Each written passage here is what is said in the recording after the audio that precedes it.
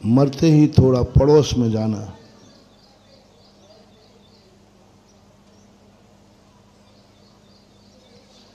पड़ोस में जाना और कहना कि फलाने चंद का पड़ोसी का मरण हो गया।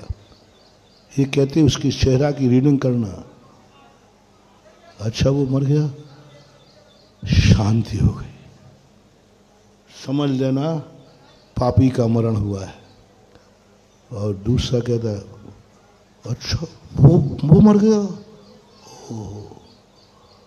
मैं तो उसी के बल पर रह रहा था, वो तो देवता था, वह था तो हम निश्चिंत थे।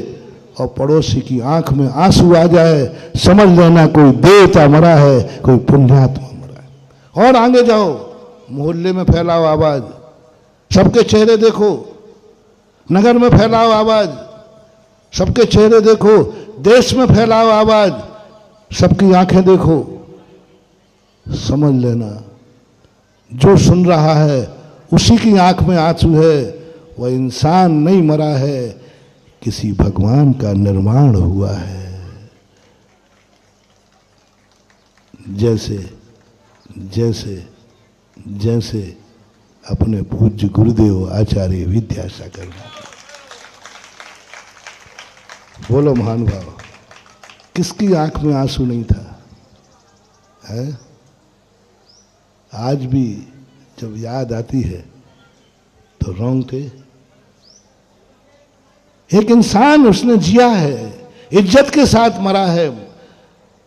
कहते हैं लोग कौन मरा है, इसके बारात की बारात से अंदाजा मत लगाना, इसके जन्मदिन के अंदाजा मत लगाना, इसकी अर्थी लेना कि कौन मरा है। और जनाजे में देख लेना कितने लोगों के आंसू निकल रहे हैं, उन आंसुओं से पता लगाया जाता है कोई इज्जतवान व्यक्ति मरा है। तो ऐसी इज्जत के साथ अब अपने जीवन में वह सब कुछ करना है, क्योंकि आप 5 पापों को जान रहे हैं लेकिन छोड़ नहीं पा रहे हैं। इन पापों को दबाने के लिए ये पाप कहीं अभिमन्यु जैसा हमें ना मार डाले, कहीं ये कर्म ये नहीं कहे मारो इसको, इसने 5 पाप किए हैं।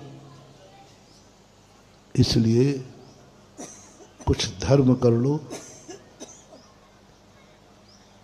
कुछ धर्म कर लो, धन कमाया है कुछ दान कर लो,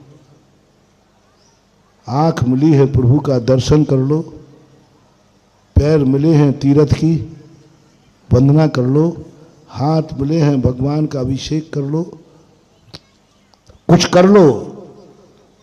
क्योंकि उसी बीच में जवाब आ जाएगी कि मारो इस पर 5 पाप किए हैं, सब जानता था, उसी बीच में आए रुको रुको, इसने धर्म भी रुको रुको रुको रुको, मारो मत इसे, इसने धर्म भी किया है, प्रातःकाल इसने उठकर अभिषेक भी किया है, मत मारो इसको, इसने अपने धन से संस्कारोदय तीर्थ क्षेत्र में एक मंदिर बनाया है 24 का। रुको रुको मात, इसने पाप नहीं किए, परिग्रह पापी है, परिग्रह है, लेकिन रुको इसको मारो मत, इसने मंदिर भी बनाया था,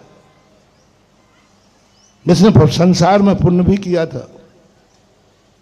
यही बात तो जो बार बार कहता हूं, जब मैना सुंदरी से पूछा श्रीपाल ने कि मुझ जैसे पापी को तुम्हें विवाह करते समय तुम्हें कोई खेद नहीं है?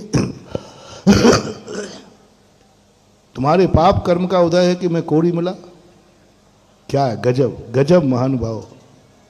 मैना सुंदरी कहती है तुम पापी तो हो, तुमने पाप तो किया है, और मैं भी पापिन तो हूं,